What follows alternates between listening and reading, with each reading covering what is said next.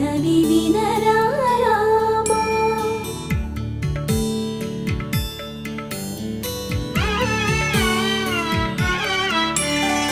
రామ చక్కని సీతకి అరచేత గోరింట, ఇంత చక్కని చుక్కకి ఇంకెవరు మొగుడంట. రామ చక్కని సీతకి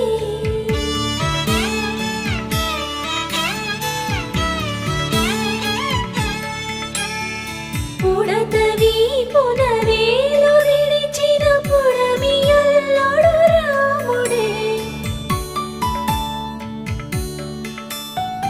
ఎడమ చేతను శివుని